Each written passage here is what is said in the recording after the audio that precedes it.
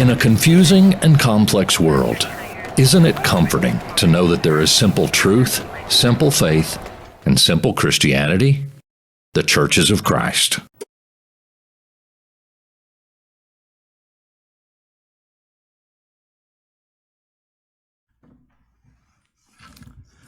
Thank you, Cade, just like I told you to do.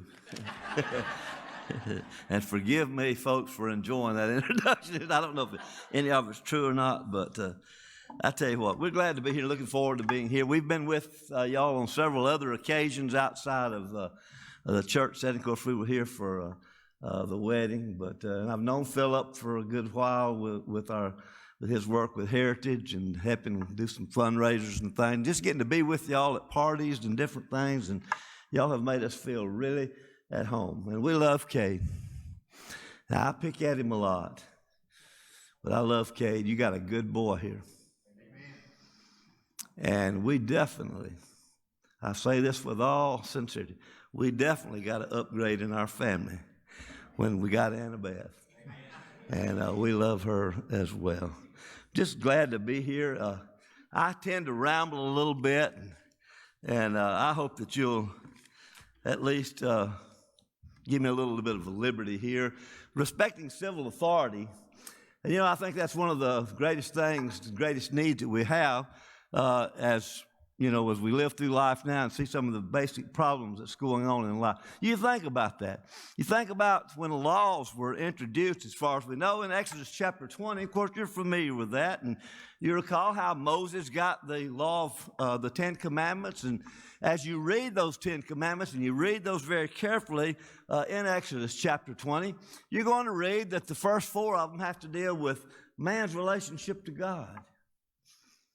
And then as you go down, beginning with verse 12, you'll read some other commandments that have to do with man's relationship to man. And beginning with verse 12, it says, honor thy father and thy mother, that thy days may be long upon the land, which the Lord thy God giveth thee. Thou shalt not kill. Thou shalt not commit adultery. Thou shalt not steal. Thou shalt not bear false witness against thy neighbor. Thou shalt not covet thy neighbor's house. Thou shalt not covet thy neighbor's wife, nor his manservant, nor his maidservant, nor his ox, nor his ass, nor anything that is thy neighbor's. And you see this, and you see the law being introduced.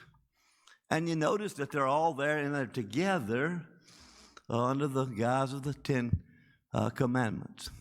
And then you go back into Bible time, you go back to the creation, and you go back and you see where, you know, where God created Adam and Eve, and of course they had Cain and Abel. It was only a matter of time till Cain killed Abel. And I have to say, now don't go to sleep. What was wrong with that? The law had not been presented, as far as I know. So was it wrong for him to kill Abel? Well, nobody in this audience believes that that was right. And some of the scholars have said that in the very beginning, and I believe this, that in the very beginning they had to have some kind of laws, and called the Noahide laws. And some of the things that were mentioned in those laws previous was this: you had no idols.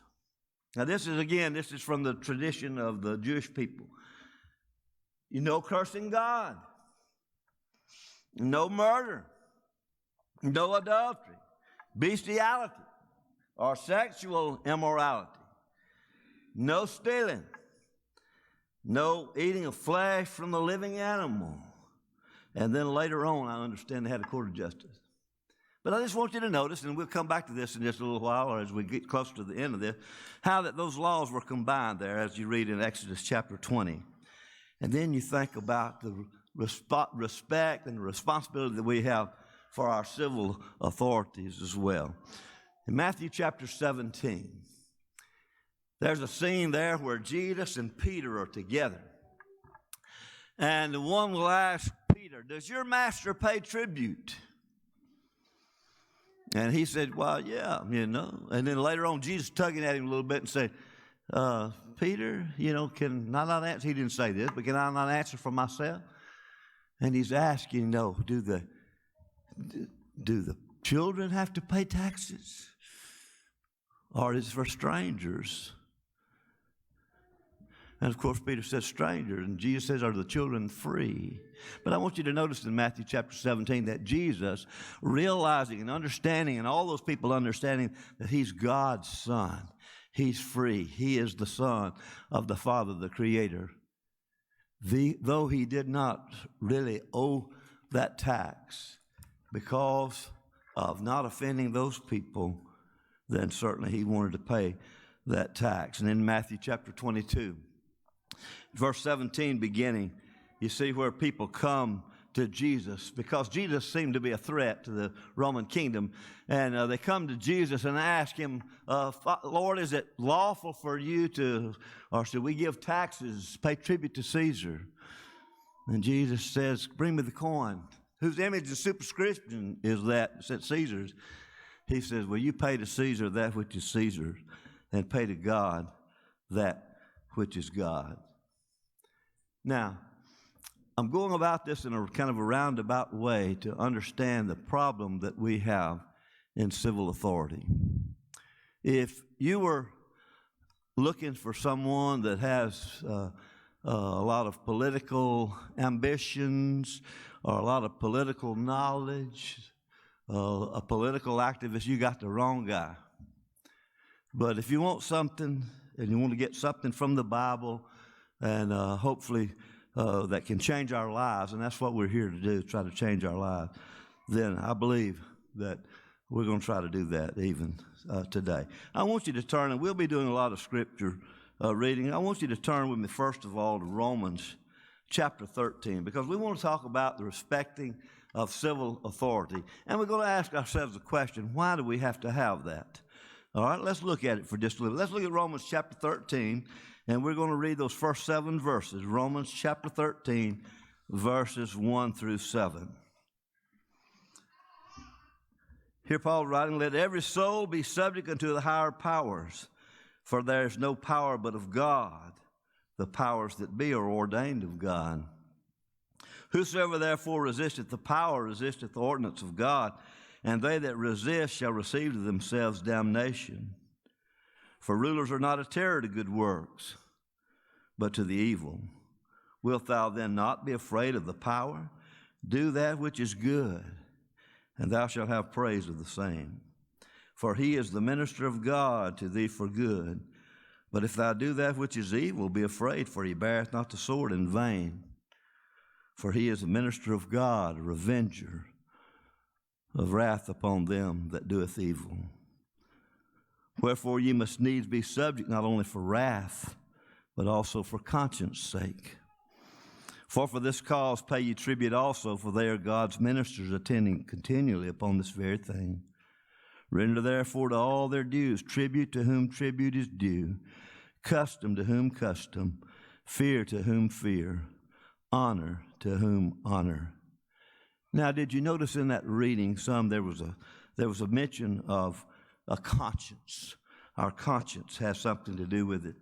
You know, we don't need to violate our conscience. And those of you that are my age and older, you can remember back in the day, in the good old days, you know, we'd go from one place to another, and there wasn't a seatbelt law. And so we'd drive around, and our seat, you know, might be a little stool that our dad made so we could sit there and just flop around when we were going.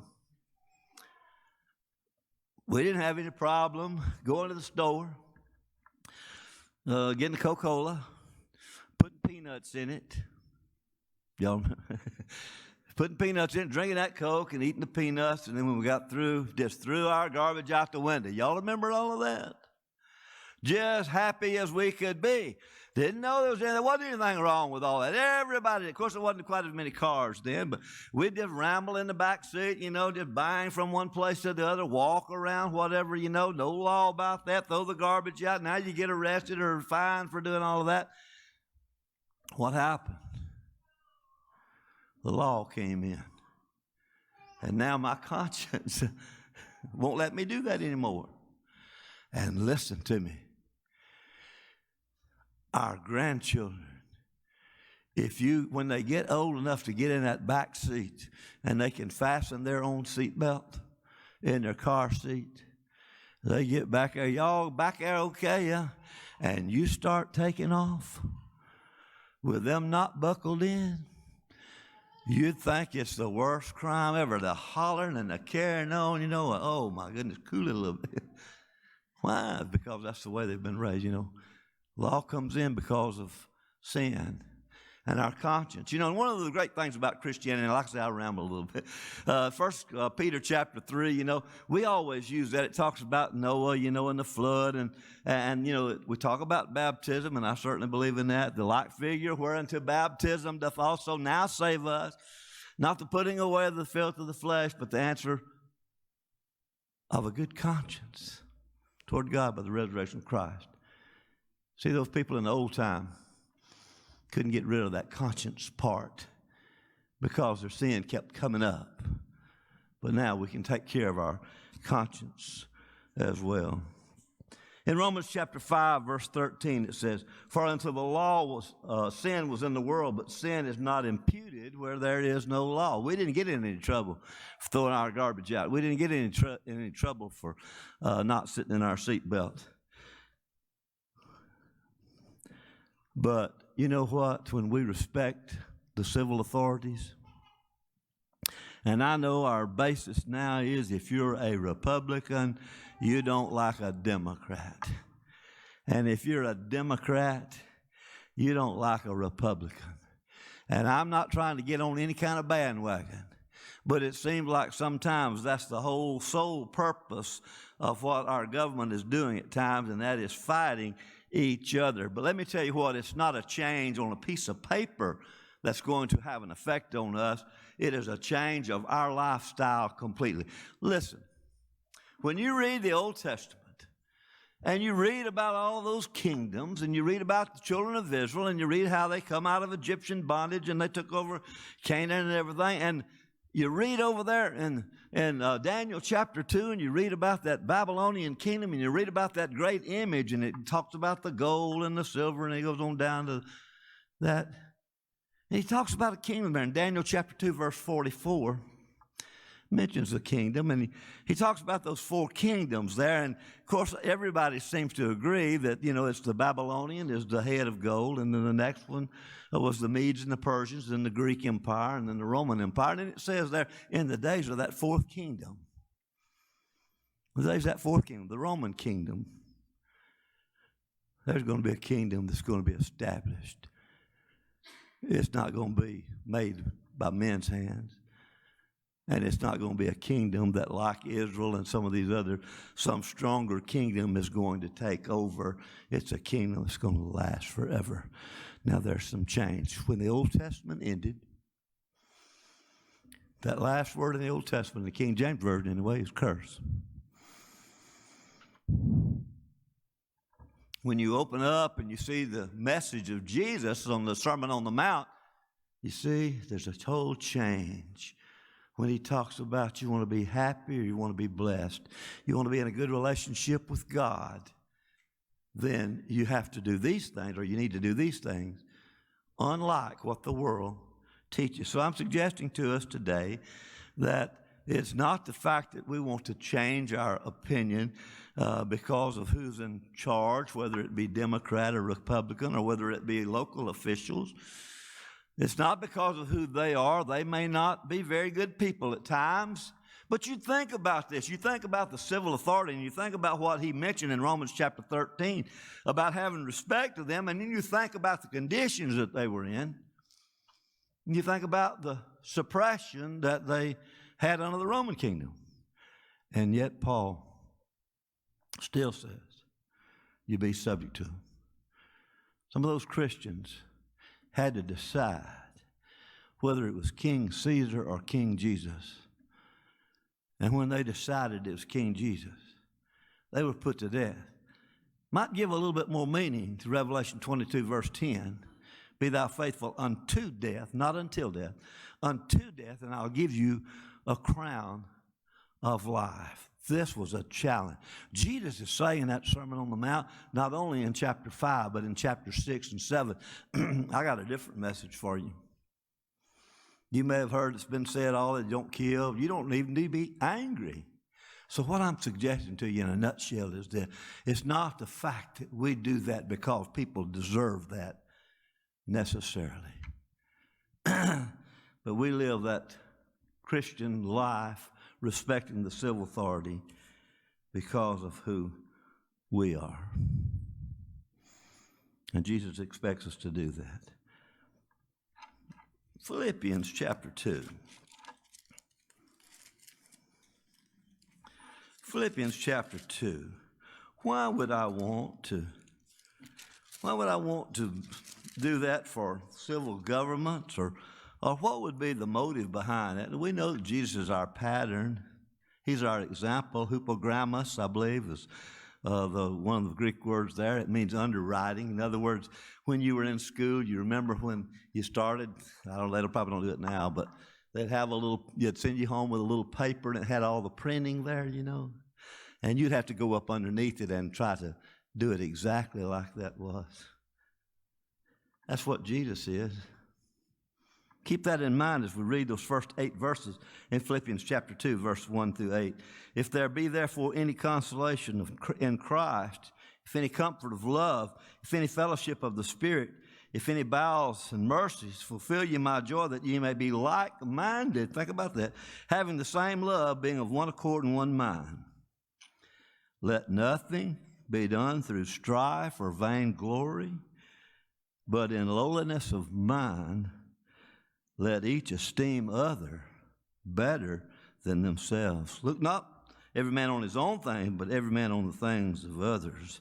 Let this mind be in you, which was also in Christ Jesus, who being in the form of God, thought it not robbery to be equal with God, but made himself of no reputation, and took upon him the form of a servant, and was made in the likeness of men. And being found in fashion as a man, he humbled himself and became obedient unto death, even the death of the cross. You talk about an example. Jesus is saying to us, beginning in Matthew chapter 5 and all throughout this, and has been repeated with the epistles, it's not just turning a page, y'all. It's writing a whole new book. It's all about us. Now, do I believe in freedoms?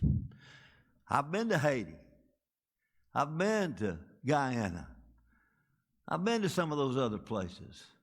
Ukraine, Russia, Romania, different places. I know a little bit about what I see there. And as that's been brought to our attention just in the last few days about the assassination of the president of Haiti, you see how lives are there. It's kind of strange they got their independence about the same time we did. Their religion is primarily voodoo. Might tell us something there. But Jesus is wanting us to change our hearts, and he's saying that the most important thing of all is for us to be right. I believe in freedoms, and I believe you have your freedoms, and I believe that you have your choices. And I would not, listen to me, I would not want to live in a country where I did not have those freedoms and those choices.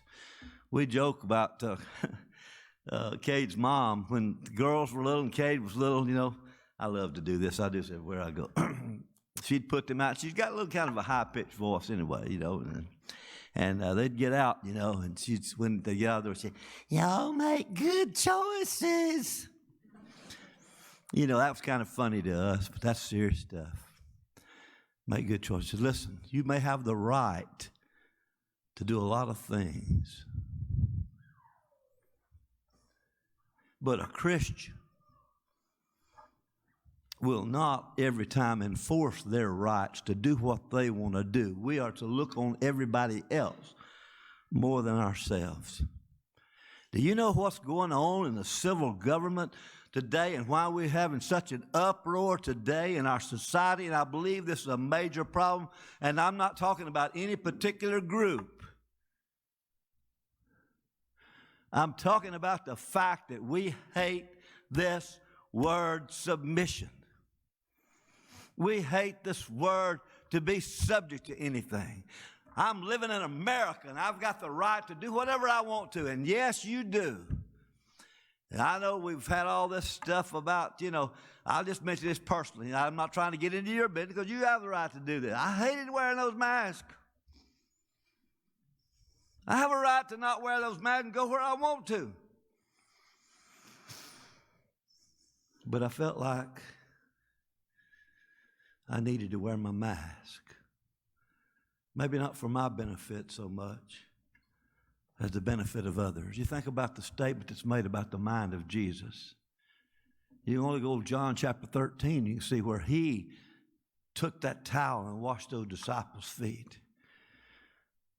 The original word in this in Philippians 2 about being a servant is the lowest job. It's starting in level 1 or level whatever you want to call it.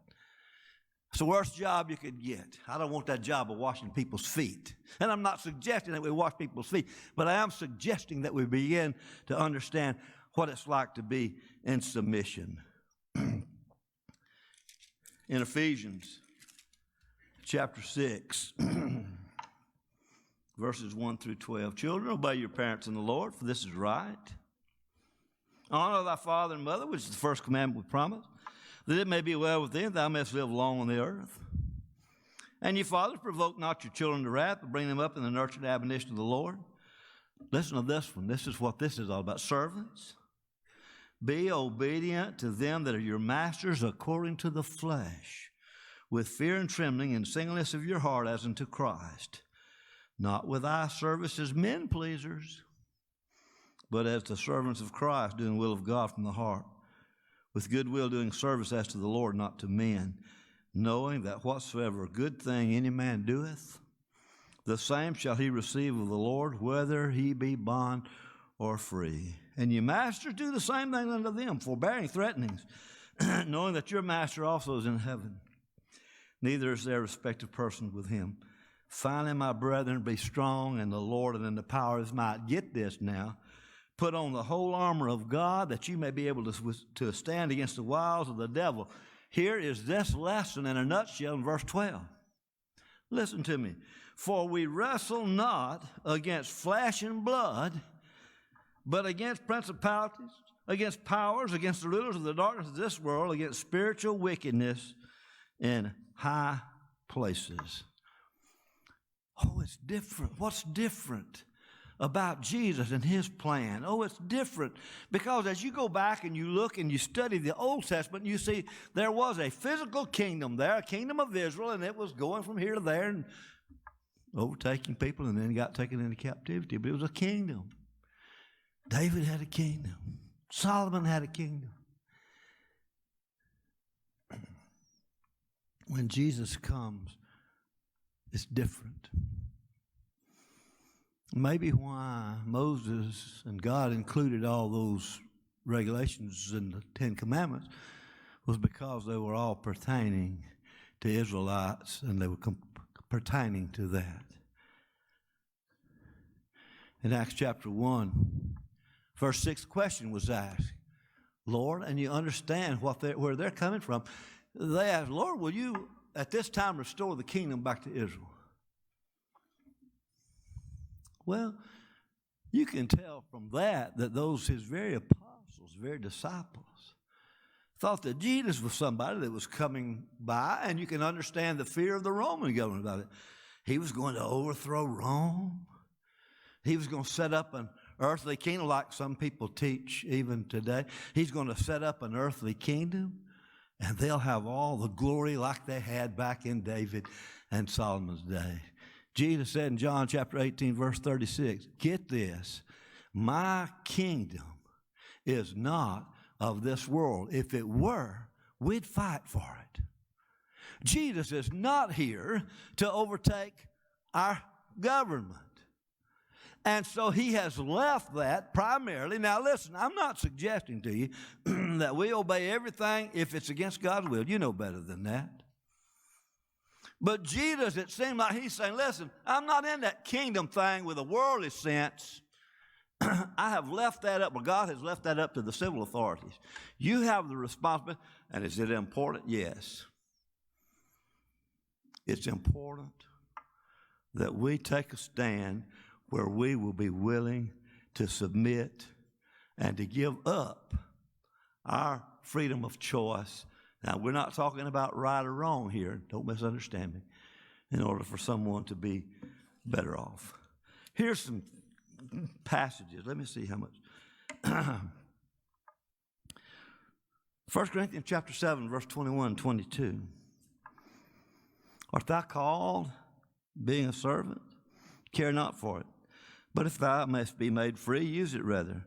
For he that is called in the Lord, being a servant, is the Lord's free man. Likewise also he that is called being free is Christ's servant. So let me tell you what, got a revelation for you. You're both bond and free. Okay, you got a boss somewhere. Now did you notice what all he said? Yeah.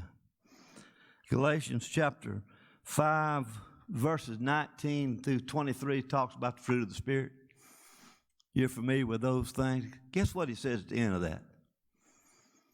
Against such, there is no law. Oh, you're so happy today, and you're giving people not a law against that. You got meekness and love and long suffering. No, they don't try to regulate that. Now, that could come. Do you know what? This world's a better place because of Christians, because of responsibility, and because of the reaction, and because of how they look at the respect for civil governments and our responsibility to ensure that we do those things. Wives, it says, submit yourselves to your husbands. I've had people say, I don't like that. I didn't write it. God wrote it. But God also wrote that I have a responsibility to love my wife as my own body. And we want to talk about one of them, don't want to talk about the others. God wrote both of them. And so we need to understand it. 5, submitting yourselves to one to another in the fear of God. Wives, submit yourselves unto your own husbands as unto the Lord. James chapter 4, verse 7 says, submit yourselves therefore to God. Resist the devil, and he will flee from you. 1 Peter chapter 2. I want you to turn over there. 1 Peter chapter 2.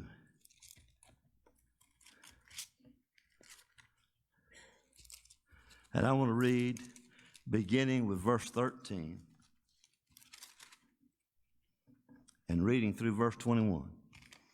1 Peter chapter 2, verses 13 through 21.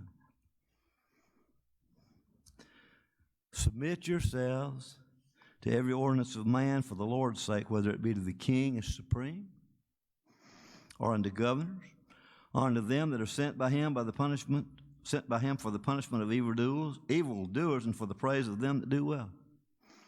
For so is the will of God, that with well-doing ye may put to silence the ignorance of foolish men, as free, that's us, and not using your liberty for a cloak of maliciousness, but as the servants of God.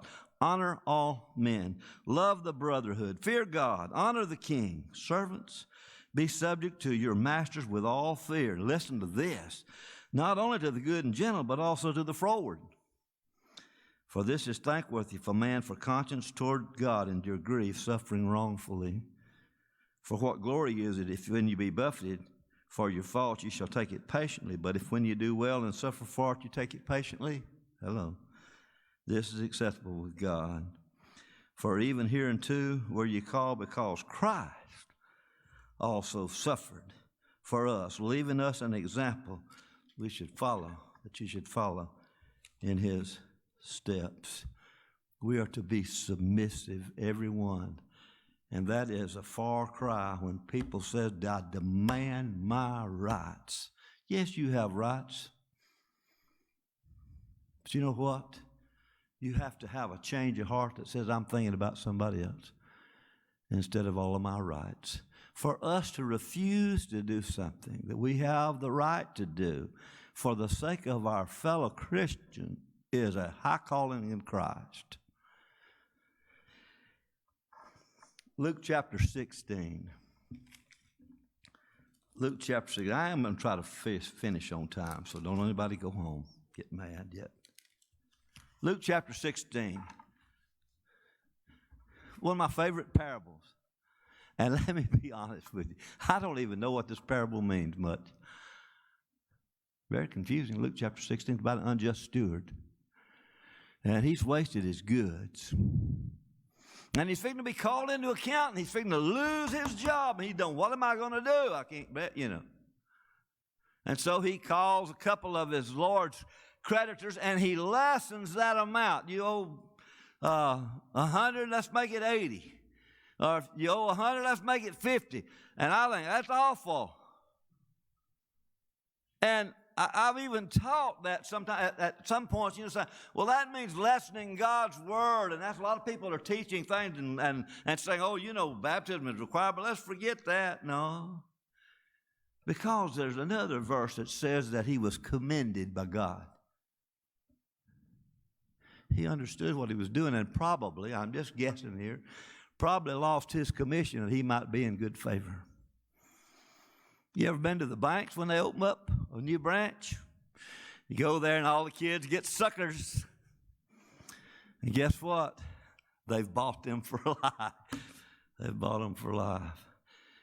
Here is what the whole chapter 16, I think, and let me say that I'm going to go way on out on a limb. I think this chapter is the very hub of Christianity. And I have titled this, and I've preached on it a lot, Short-term loss versus long-term gain. It's not just the first part of that, but it goes throughout that whole chapter. In fact, if you'll look and you'll read about at the end of that chapter, you'll read about the rich man and Lazarus. What is that? That's an example of short-term loss versus long-term gain. Long-term gain. You see, we have this idea in our minds because we're free and because we have the power of choice and because we can make those decisions, we have the thought that, we're going to get it now.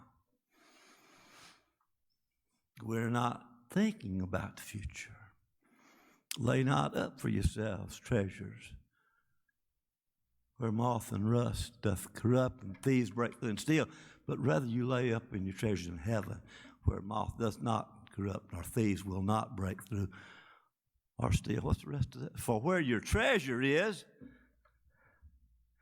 there will your heart be also. Verse 8 of chapter 16 of Luke says, the Lord commended the unjust, because worldly people know what to do. They know the experience of short-term loss versus long-term gain. Why is it the Christians don't understand that? Whether we like it or whether we don't like it, whether we agree with it or disagree with it, the fact is the Christian life is a life of denial. And I may not want to follow all the rules of the civil authorities, but God says you need to get your heart right, and you want to do that. I've heard one preacher, I won't call his name, say many times, our duty must become our desire. It's what we want to do. Now, God didn't say, don't wear a mask. You stand up for your rights. And again, I want us to stand up for our rights, but I want us to have those rights and to be able to disregard those rights for the benefit of other people. It was not a matter of morality when he said that I'm not the better or the worse, morally speaking, whether I wear it or not. Romans chapter 14. Romans chapter 14, verses 12 through 21. So then every one of us shall give an account of himself to God. Let us not therefore judge one another anymore, but judge this rather, that no man put a stumbling block or an occasion to fall in his brother's way. I know and am persuaded by the Lord Jesus that there is nothing unclean of itself, but to him that esteemeth anything to be unclean, to him it is unclean. But if thy brother be grieved with thy meat, now walkest thou not charitably, destroy not him with thy meat for whom Christ died. Let not then your good be evil spoken of. Listen, for the kingdom of God is not meat and drink, but righteousness and peace and joy in the Holy Ghost. For he that in these things serveth Christ is acceptable to God and approved of men. Let us therefore follow after the things which make for peace, and things wherewith one may edify another. For meat destroy not the works of God. All things indeed are pure, but it is evil for that man who eateth with offense. It is good neither to eat flesh, nor drink wine, nor anything whereby thy brother stumbleth, or is offended, or is made weak. 1 Corinthians chapter 8, verse 9. But take heed, lest by any means this liberty of yours become a stumbling block to them that are weak. We have to think about other people. As Christians, we are concerned about the welfare of other people. And so some of the civil authorities and some of the things that come up for, again, Acts 5:29, we ought to obey God rather than man. I understand that. And when those things, and there are some things that conflict with Christian principles that we're not allowed to do. But you know, those are not the things that we're really having a lot of trouble with. It's when people try to step on our freedom, we think. Keep your freedom, but willfully give that freedom up. Oh, where do you get all of that? The key to this is the fact that Jesus says his kingdom is a spiritual kingdom. We're not trying to overthrow anything except Satan. And we fight him every day. And I believe that is, in a sense, the true battle of Armageddon today. I don't believe there's going to be a time when people are going to meet and plan to make a deal or whatever. But we get up and we fight that devil every day. And it's almost like the cartoon character. You got the little angel over here and the little devil over here, and he's telling you to do something good. And he says, who's going to win out? The greatest decision that we make in life is who is our Father.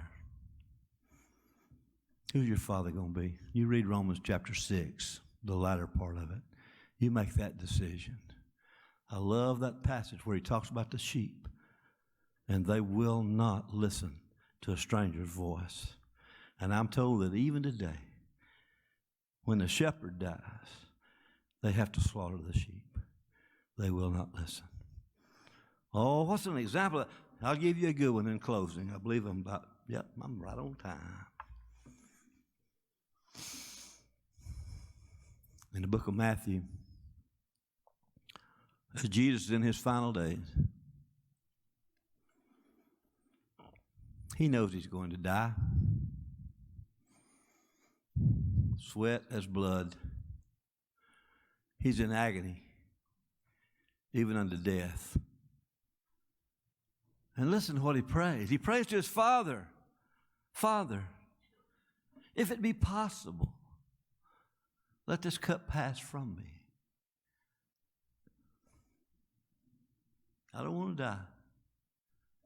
I'm your son. This is going to hurt like it would hurt anybody. I'm your son. I've done everything you've asked me to do. First recorded words of Jesus was what? Wist you not that I must be about my Father's business? And one of the last things he said on the cross was, it's finished. Yeah, but part of the plan. You're the only one, son. You're the only one that's an acceptable sacrifice for that. So God says no. And guess what? Jesus accepted that.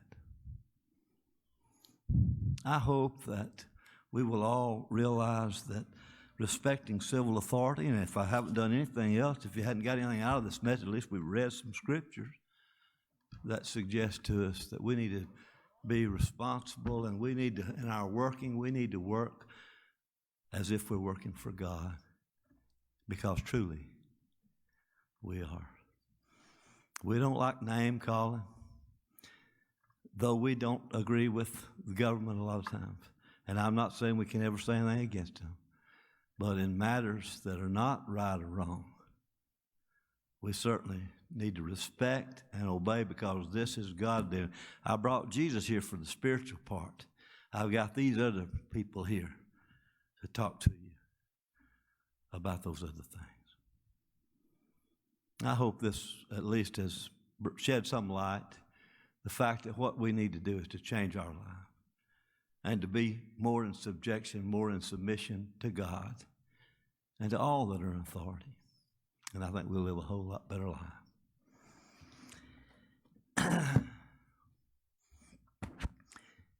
I love to watch football.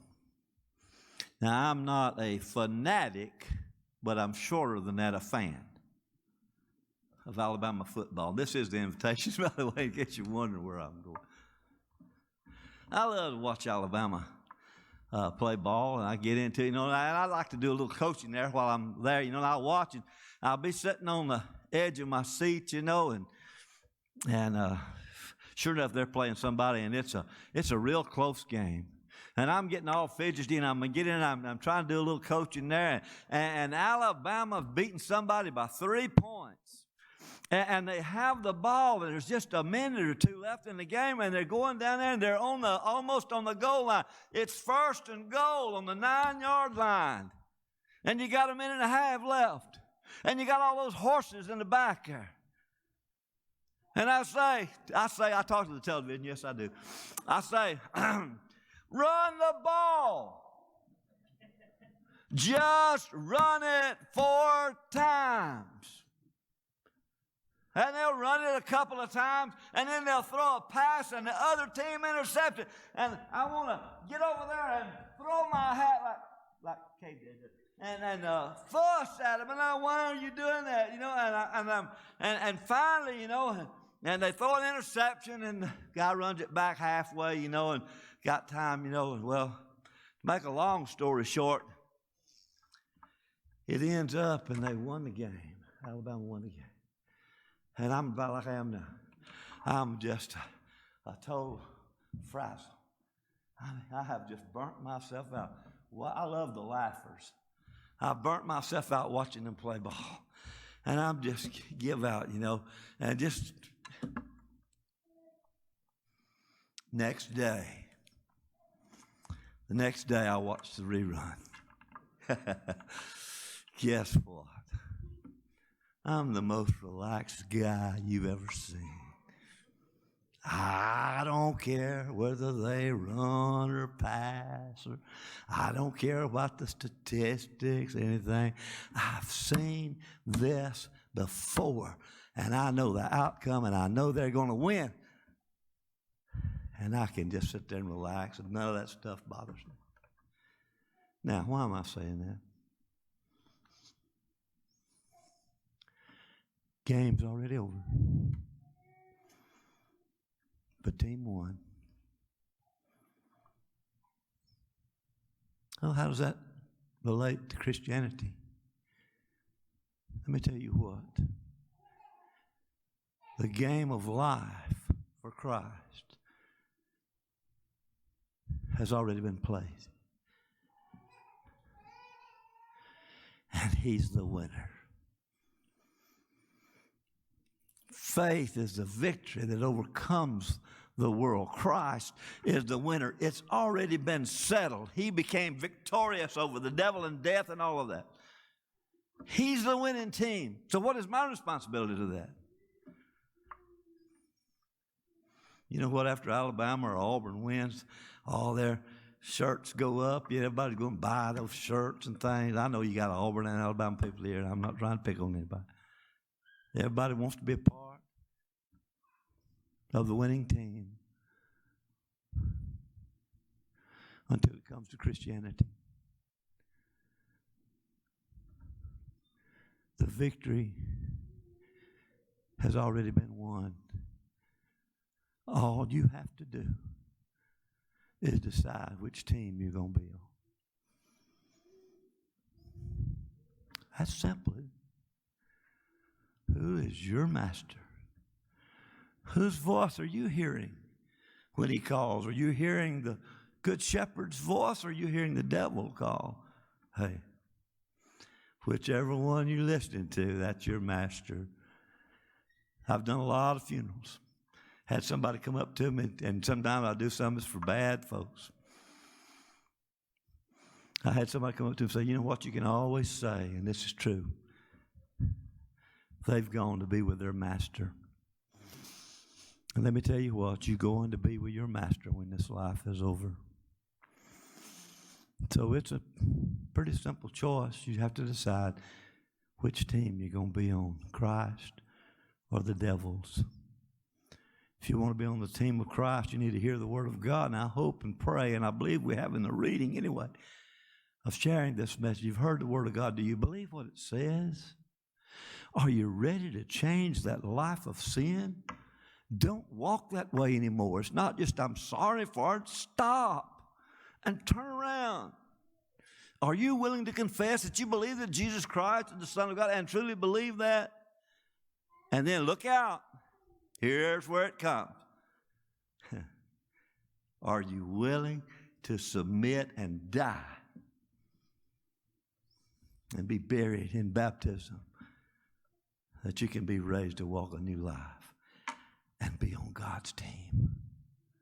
And the same gospel, and I'm not speaking of an error way, the same gospel that saves us is the same gospel that can keep us. And if you walk in the light, as he is in the light, have fellowship one with another, the blood of Jesus Christ, his Son, cleanseth us from all sin. 1 John chapter 1, verse 7.